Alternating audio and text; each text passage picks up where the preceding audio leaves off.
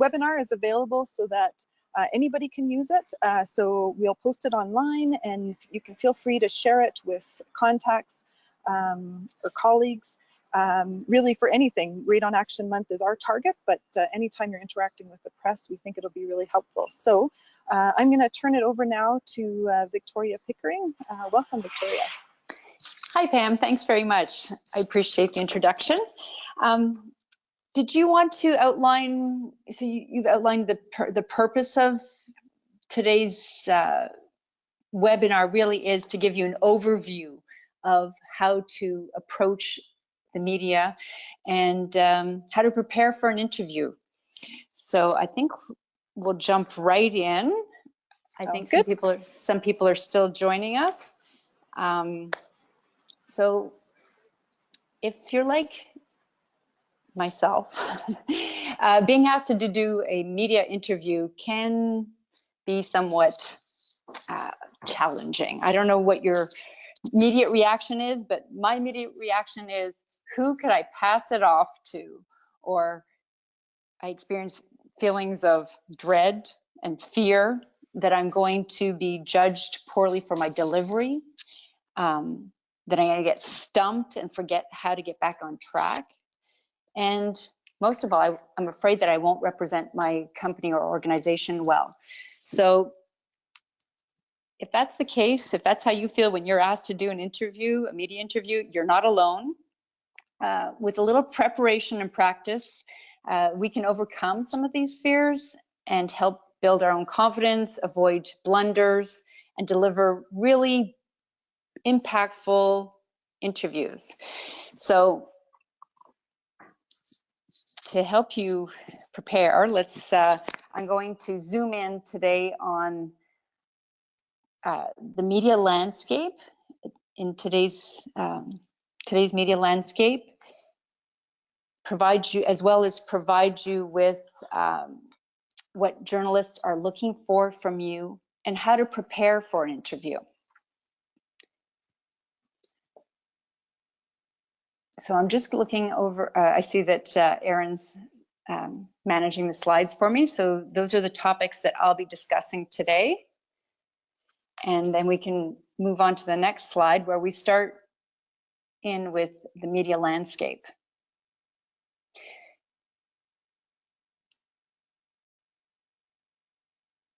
So for anyone who's been following the news, the current media landscape is in a constant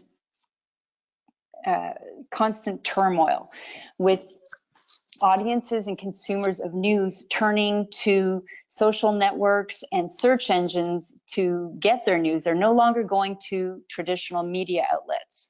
So that's kind of disrupted the whole sector. And there's been as a result of this shift, there's been a shift in revenues where advertisers are moving their money away from traditional media outlets to online social networks such as Facebook and Google that are a lot less expensive and that can better target audiences as well as measure the outcomes of that outreach to those target audiences. So as a result of this shift in how this shift in our environment, there's been a plethora of media mergers, acquisitions, closures, and layoffs. And this has allowed other media outlets an opportunity to change their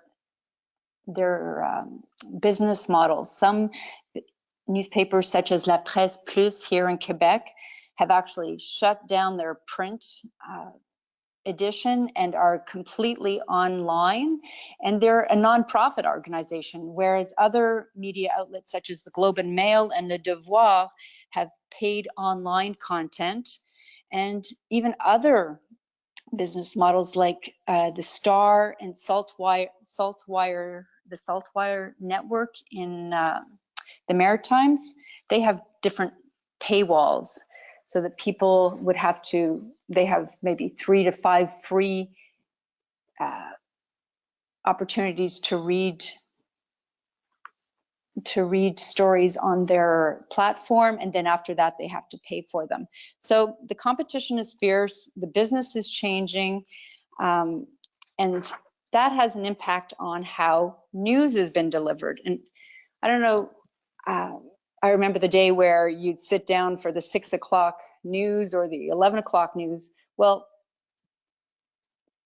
that has changed completely. We can go to the next slide. With the media, we're on, yeah, thank you. Because of this change in the media landscape, how we consume news has completely changed in the last 5 to 10 years. No longer do we have to wait for the 6 o'clock or 11 o'clock newscast. It's immediate, it's 24/7, it's accelerated. The news cycle is no longer, we're no longer waiting for news releases to come into into the media outlet and decide what stories will be leading the news that day.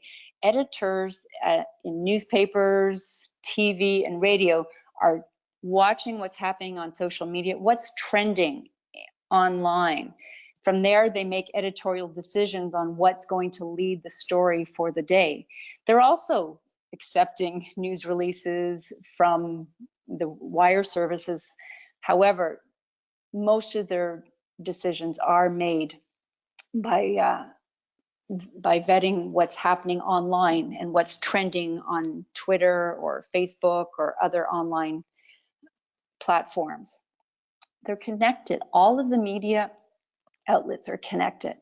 If I'm posting a story in British Columbia with one of the, let's say, Black press newspapers, I think I'm pitching to Vernon, BC. Next thing I know, that story has been connected and shared with 10 other local newspapers in British Columbia owned by that media publisher. Not only that, but that story also gets amplified. So it's been shared in that network of newspapers. Then they also post it on their online platform, on their website, which is often then picked up by you and me who want to share a story with our relatives or friends that's relevant to us and our families. And that's posted on social media. And then the story amplifies and grows. And in some cases they go viral, but in most cases they don't. But let's just hope they don't go viral.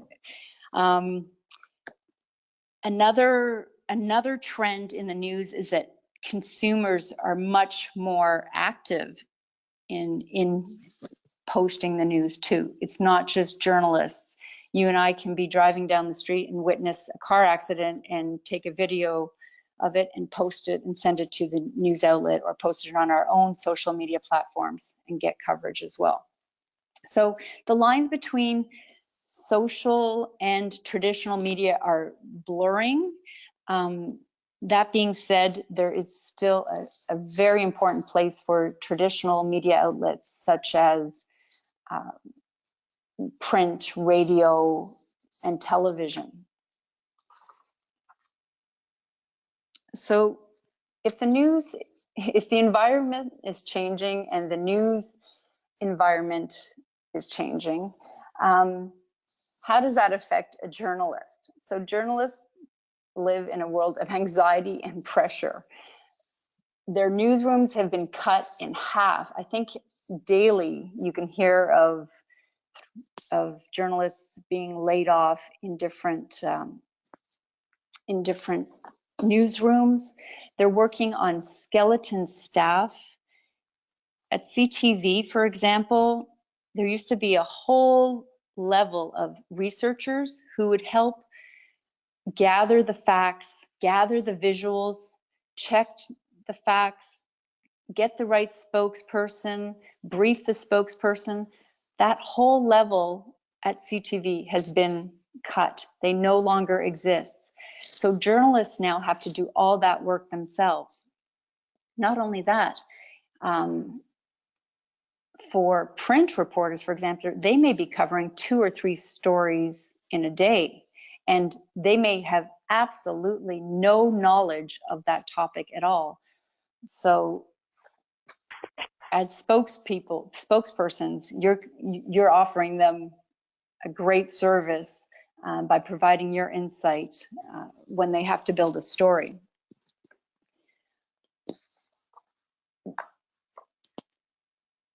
They're also rushed to meet deadlines. So 5-10 years ago, there were set deadlines for television, for print, and for radio. Today, with 24/7 online news available, deadlines are much tighter, and so they're rushed to deliver a story. So anything we can do to help them, make their job easier is always a welcomed. So we can move on to the next slide. So that leads me from a day in the life of a journalist and the anxiety and speed at which they have to work to what journalists are looking for from you. They're looking for newsworthy stories. They're looking for accuracy in the information that you share with them. There was a survey done by Cision in 2018 that showed that 72% of journalists value being accurate over being the first to publish a story. So if we can provide them with accurate information, we're helping them do their jobs. They want straight talk. They want you to be honest, straightforward. They want you to avoid jargon. Pretend, when I do media training exercises, I always say, pretend you're explaining the situation or the product or whatever it is you've been asked to speak about to a 10 or 12-year-old person, so that you keep the language simple. They want you to be honest. If you can't speak to a topic, be upfront and say, it's not in my realm of specialty. Let me get someone for you who can speak to you about this topic. They want you to be accessible because they have tight deadlines and they have to package their story and deliver it. They want you to be acceptable, and they want you to get back to them as quickly as possible. If you can't get back to them, please let them know when you can, or offer someone else to answer in your place. One of the pet peeves for some journalists is if you just answer yes or no, or give very brief answers to their questions. So if you can delve deep into the topic and provide context and background, that's always really appreciated from the journalists. Anything that you can do to make their job easier is greatly appreciated. I've just finished a contract for another client where I send out news releases to journalists, and they literally cut and paste the news release from beginning to end. And they do that because not only have I built a relationship with many of those journalists and they can count on me, but I've given them everything they've needed. I've given them a human interest story. I've given them statistics. I've given them a spokesperson. I've given them images. I've even given them video and charts. So anything you can do as a spokesperson when working with the media is greatly appreciated. So I keep making reference to what is newsworthiness. Sorry. So what is a newsworthy story? And I've given an example on that slide of a story about radon levels reaching above limits at a school. So that story supports some of the elements of what makes a newsworthy story. It's timely. So, well, actually, that one maybe not just, actually, no, that doesn't, it's not actually timely because that was in June. But this story here pulls at the human interest elements of a story. It involves kids. It pulls at your emotional side. So what makes a story newsworthy? It's got to be timely. Today's headlines are all about climate change, privacy, data protection, and in the States, it's about impeachment. So if your story is timely, you'll get a lot better chance of getting covered. As I mentioned, the human interest element, try and pull your audience in with stories that have an emotional appeal. Local, to make a story newsworthy, the more local it is, how does it touch you and me in our day-to-day lives? Does it affect our kids, our families, our work, how much money I'll be able to make? So as much as you can make a story local, the more impact it'll have and the more chances you'll have of getting coverage. Does your story have something new or innovative? Is there a new, the results of a new study being unveiled? Is there drama or conflict? Is there victory or defeat? Serena Williams versus Bianca Andreescu. That was a wonderful story of victory and defeat and caught the headlines for a few days. Is it something that's out of the ordinary? There's a story that was trending a few days ago about a dog in Thunder who was lost and found. The owner in Thunder Bay found his dog. It was found in Winnipeg, I believe. So there's other stories trending about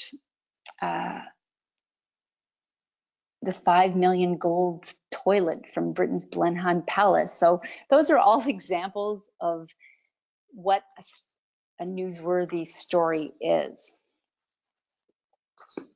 So the next page, next slide. So now that we know what journalists are looking for, what makes a story newsworthy, how do you prepare? Now we're really diving into the meat of this presentation. Is how do you prepare for your interview? What do you ask before you go into that interview? So the first thing you want to know is, who is the journalist? Get their name right, and what media outlet they work for. So in Quebec, for Radio-Canada, for CBC, the French partner to CBC, Radio-Canada, they have both television and radio under the same banner. So you have to double check, are you Radio-Canada television or are you Radio-Canada TV? What story are you working on? So are you wanting to touch upon testing your home for radon? Are you wanting to talk about testing buildings for radon? Are you wanting to speak to me about the latest study that shows the different levels of radon across the country? So feel free to ask questions so that you can set the parameters of your interview and that you're actually the best person to be speaking to that journalist. What angle will you be approaching the story from? Will you be interviewing anyone else? What's the format of the interview? Depending on whether it's a print journalist or a radio journalist or a TV producer, the format differs considerably. Will it be by phone? For both radio and television, will it be live or taped? Are you looking for a quick quote or are you looking for an in-depth story? So these are all the types of questions you should ask journalists before accepting to do an interview. Some of the other ones on the next slide are, what do you need from me? Do you need images? Do you need fact sheets? Do you need statistics? What is it specifically you need from me? When's your deadline? That's an important one. Last week I had to get a spokesperson to a TV interview within 2 hours, which was, I've never done that one before. So when's your deadline? How do I contact you? Make sure you get their phone number. They might have yours, or they might have contacted you by email, but do get their phone number in case something comes up and you need to reach them. Who's doing the interview? So in some instances, you might be speaking with a researcher and not necessarily the person who will be interviewing you. This is especially true for radio and television. For print, usually it's the journalist who calls you up to schedule an interview. Always ask how long the interview is going to be. So if you say, I'm happy to speak with you for about 20 to 30 minutes, do so. The other side of that question is, how long is my piece going to air on the radio or on television? Is it a 3-minute piece or is it a 10-minute piece? That'll give you better context of what it is they're looking for from you. And when will the piece be published or aired? So were there any questions that came in on anything I've touched upon to date? I know that Aaron and Pam are moderating this for me. No, I don't see any questions. Okay, I'll keep going. Okay, thanks, Aaron. Although it's a good time to kind of prompt people, you can feel free to start to chat in your questions if you have them, and then we can kind of move through them quickly at the end. Okay, great. So we'll move on to the next slide. Oh, yes. Okay, the slides will be posted. Yes, this presentation is being recorded and the slides will be posted. We'll also be providing you with a toolkit, if you will, with some of the key messaging and tips, some of the do's and don'ts and how to go about it. So we will be sharing those after the presentation. An approach your interview with the public's perspective in mind. So you're not just speaking to that journalist. That journalist is a vehicle or a channel to the audience you're trying to reach. So the journalists you're speaking to, are they reaching a local public or are they reaching a national audience? Always try and keep your audience in mind when you're speaking to them. Assume every word you say will be quoted. I always like to tell people everything you say can be, if you don't want to see it plastered on the front page of your local or national newspaper or lead the news on TV that night, don't say it. Keep to the facts and keep your answers short and to the point. There's nothing worse than having someone ramble on and lose. That's the best way to lose your audience. And I hate to say it, but that's what I feel like I'm doing here on the webinar. So don't do as I say, not as I do. So try and keep your answers short and to the point. If you ever listen to a radio broadcast or a TV segment, you'll notice that the segments only last 1 minute to 2 minutes. So you're trying to package a lot of information into those 2 minutes. What you tell that reporter won't necessarily get covered and played on that segment. However, they're going to take out the best 10 seconds from what you've said. So keep your answers short. Try and be conversational about your delivery. And this is where a lot of work comes in, is developing 3 to 5 core key messages, 3 elements that you want your audience to remember. there's probably 20 things you want to tell your audience, but that would only dilute the message and you wouldn't be getting any of your messages across. So what are 3 key messages that you want your audience to remember? For radon, for example, it might be radon is a cancer-causing gas. The second key message might be test your home. Third key message might be if your levels of radon are high, mitigate your home. And in the toolkit that Pam and Aaron share with you, we'll have worksheets that'll help you develop those key messages. When you're speaking to the journalist, try and provide examples, statistics, anything that brings it home and provides an image for what you're trying to explain. And one image that we use often is when we're talking about the test kits is to say, it's about the size of a small hockey puck. And right away, your audience hears and visualizes, not only hears what you're saying, but visualizes what you're saying. Always cite your source. So if you're quoting statistics from Health Canada, be sure to say that, to cite your source. Be yourself and be honest. If you're going on TV, I highly recommend that you dress more conservatively and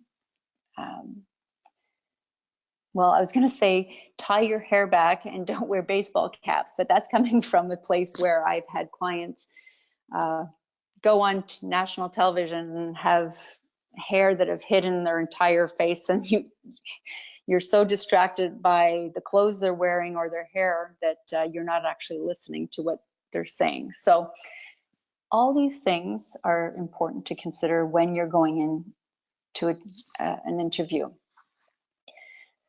Some of the things you don't want to do going into an interview include ever winging an interview. So like any other interview in life, you do want to prepare. Prepare questions and answers. So journalists have a line of questioning that they follow almost all the time, and they evolve around the 5 W's and how. So the 5 W's are who, what, where, when, why, and how. So if you can prepare answers to those 5 W's and how, you'll be on the right foot. Don't ever conduct an impromptu interview if a reporter just calls you out of the blue. You want to go in prepared. You want to ask him or her some questions before answering. Never go off the record or say no comment. Everything you say can and will be quoted. Even if they say it'll be off the record, journalists have a duty to report information that's shared with them. That being said, it may depend on your relationship with them, but I always err on, I'd rather be more careful than share things that I don't want to see on the front page of a newspaper. And instead of saying no comment, say you're unsure of how to answer and that you can't discuss it. It shows that you're being open and that you're not trying to hide something. So the minute you say no comment, it sounds like you're trying to shovel something under the rug and hide something. Never argue or disagree with a reporter. They're in a position of power at this point. So it's always better to be respectful. Don't talk too much or go off on tangents, and try speaking in sound bites. I kind of touched on that before, where I suggest that you keep your answers short. So moving on to another don't is don't express your personal opinions, speculate or exaggerate. Stick to the facts. This is extremely important. Don't speak for others. Journalists often try and ask you to get your opinion on a topic.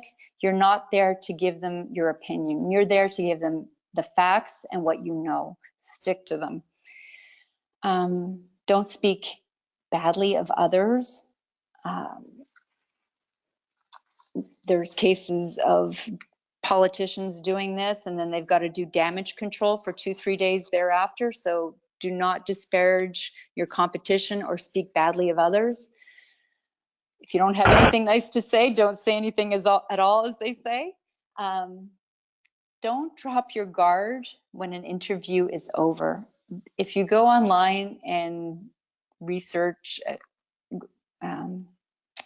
bloopers or bad interviews gone wrong, there's a number of videos that show everyone from Barack Obama to George Bush making comments, disparaging comments, when the mic was still on. Do not say anything. Do not let your guard down when you think the interview is over. Remain professional and keep that boundary between you and the journalist at all times. They're not your friends, and they will use information that you say, even if you didn't mean to say it or you didn't expect them to be taping it. They often leave cameras rolling after an interview, and you never know when something will be captured that you don't want to be captured. And as I think I've mentioned this pretty much before a couple of times, don't say anything that you don't want thousands of people to know. Say what you do want them to know, which is why developing key messages is so important. Core messages that you want your audience to remember. With those key messages, they're like a lifeline. If ever you start going off on tangent or the journalist starts bringing you down a path you don't want to go, there are bridging techniques that can allow you to go back to your key messages. And that was pretty much in a nutshell what I wanted to cover today. It boils down to being prepared, being prepared involves doing your research, asking questions from the journalist, preparing key messages, questions and answers, and practicing out loud, practicing role-playing with others, staying on message, and remaining professional at all times, and most of all, being authentic and direct. So that's what I wanted to cover today. I'd be more than happy to answer any questions, or if any of you have done interviews and would like to share your experience, by all means do so. I'm happy to discuss those. So I see some questions coming in. Erin, do you want to? So I'm reading it. Do we know when the UFC Vict Radon will be released? Their latest research as a traditionally get media buzz. Are we tied into that? So Erin, do you want to speak to that? Sure, I can jump in. We're not tying ourselves in with the Vict Radon. They're certainly great at generating media buzz when they do make announcements, but we have a number of our own announcements coming up. We will focus our media attention for early November. As in previous years, November is Radon Action Month. And actually, I've got a few slides here where I will give you all a little bit of additional information on how we plan to prepare and what we've got in store for Radon Action Month. And I can swing into those. If you do have any questions to direct towards Victoria, please feel free to text them in now, maybe chat them in, and then we'll try to open up the lines and allow people to speak. I see Pam is entering part of a message here. Yeah, sorry, that was a typo. Oh, okay. Yeah, thanks. And yeah, we do know, or we have heard that Evict Radon will be releasing another report, but really one never knows when it's going to be released. I think even them, they've got, their targets on when it will be released, and it's tied into when it's going to get published. So we're working with them. Really what we're concentrating on is that we don't bump each other's story. And so that's one thing that we want to make sure that we're aware of for everybody, that if you're going to do a press release, let us know. If we do a press release on Radon at the same time you do it, the press won't run two of them. And so, let's let each other know. And so we will give you some heads up on when we're sending out press releases, which Erin will talk about in a little bit. And I just want to say thanks to Victoria too. Really great information. It has, her tips are really helpful. It is helpful to kind of practice ahead of time and really get yourself prepared. And so it's really, really great to hear the information. Thank you. Thanks, Pam. It's actually, the next step would be to actually go through developing key messages and doing role playing. And that's really where the heart of, or the meat, everything coalesces. And I hope that we have an opportunity to do that at some point, or I invite you and urge you to do that on your own as well, to prepare beforehand. Greg has a great question. His question is, you advise providing short answers. Is simply a yes or no okay? No. He says, I've noticed politicians rarely ever say yes or no to a question. No. Yeah, so when I say keep your answers brief, give complete answer the question completely but briefly. Yes and no answers actually come across as if you're trying to hide something or that you don't know what you're talking about. So yes and no answers are not helpful at all. Yeah, I would say give complete answers but briefly. I hope that answers your question, Greg. Any other questions? No. Okay. Oh. Well, I'll stay online, and maybe Erin, you want to go through some of the projects that you have coming up, and I'd be happy to answer anything if anyone has any questions. That sounds perfect.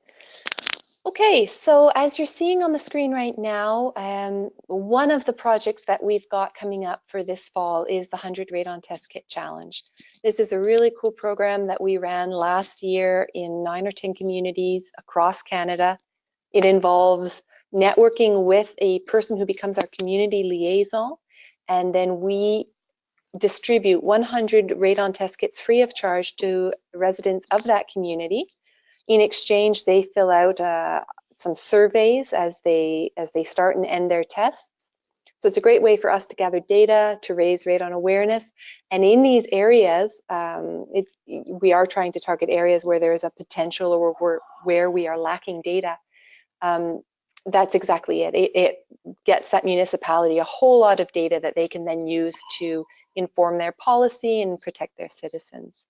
So we'll be making announcements. We're working with Victoria's PR company. We are tailoring regional press releases for every community where or every region where we've got communities participating. So that is one of those that gets the local interest aspect of it, and the media is more likely to pick up the story.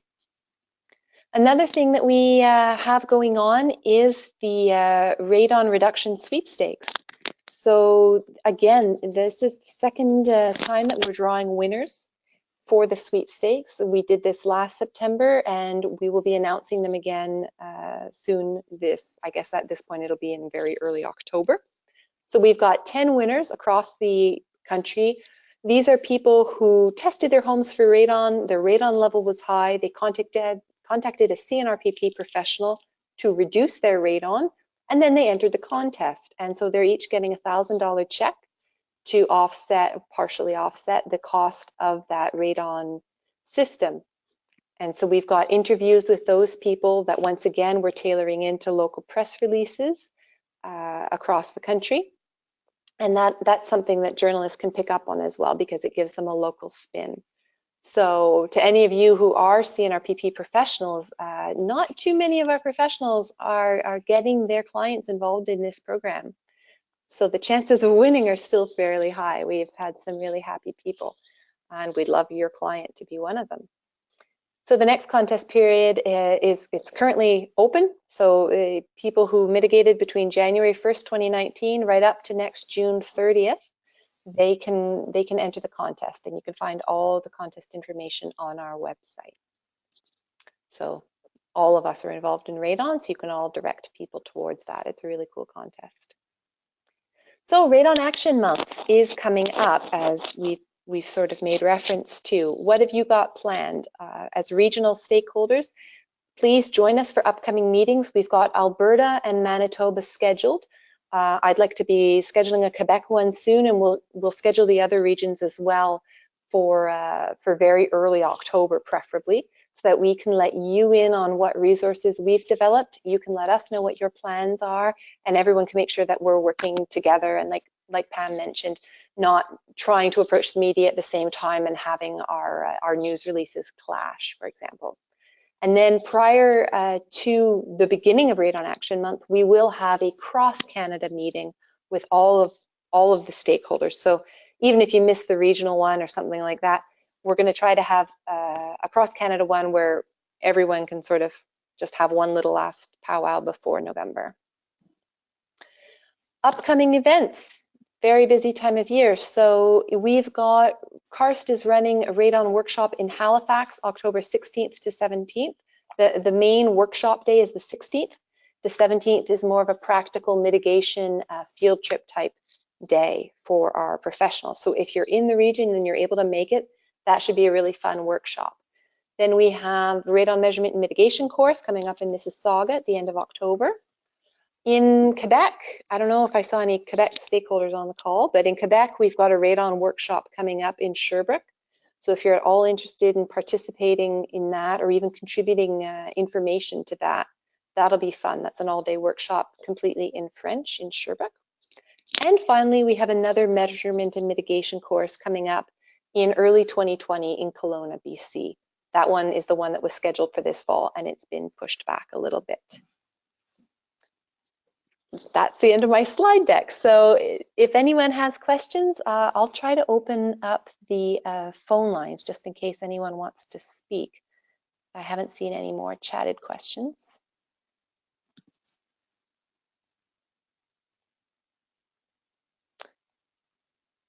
No. And Pam, I don't know if we still have Pam with us. Yeah, I'm still here. Okay. Okay, I think I've unmuted everybody. So if anybody has anything to say, now's your chance. I think also just to give people a heads up that the Radon Reduction Sweepstakes report will be coming out next week when we do the press releases. So watch for that. We'll email you all about it. There is a question that just came in from Greg, or a comment from Greg. There's a BC Lung Radon workshop in Abbotsford on the 28th of November, and Andrew mentions, how much should we spread news stories out by? Well, maybe he means the delay between news stories. Yeah, and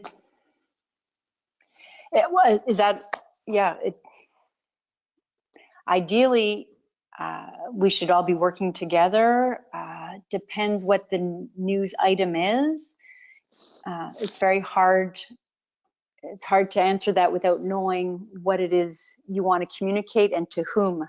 So, you know, our outreach to media will be national in scope, and we will be targeting specific communities, and I'm sure we can share those with you so that you know where and when we'll be making announcements. I'm not sure what the process is with Karst or Take Action on Radon, and whether you put those news releases on your website and incorporate them into your calendar so that your stakeholders would know when we're doing the outreach. That's a great idea. Yeah. Yeah, it's a good. Do you have any planned stories that you'll be sharing, Andrew, with your community? And if so, what would the topic be, so that we're not at so that we're speaking in parallel, aligned? Yeah, I think we'll be talking about that if Andrew isn't able to join at next week at the Alberta stakeholder meeting.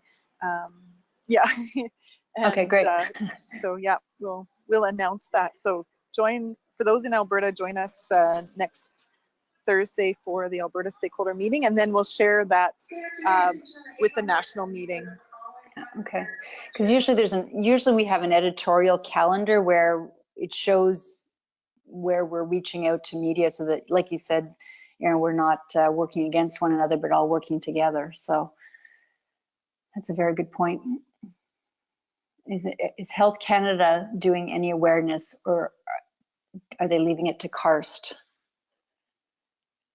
Yeah, we'll take action on Radon. I mean, I know there's a couple reps on the line, so I'm not sure if they want to join it, speak for it, but Take Action on Radon really is their big initiative. And so we do work with the regional reps across the country, and so we will be bringing them in on our press announcements as we do them. So I think, yes, we'll be hearing lots from Health Canada as well. Yeah.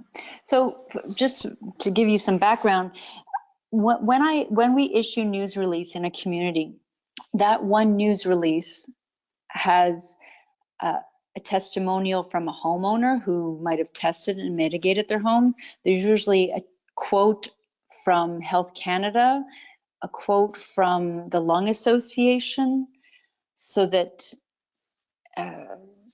different stakeholders are represented in that one news release in different communities. And I think Aaron did mention that the outreach that we are doing across Canada will be very localized. So we will be using representatives from Health Canada, mitigation specialists from very specific communities, and homeowners from very specific communities to talk to media about their experience, or about the statistics, or the dangers of radon, the risks of radon. So that I just thought I'd give that as a bit of a background.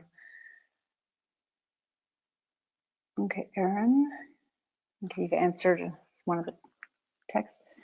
Any other questions? I guess.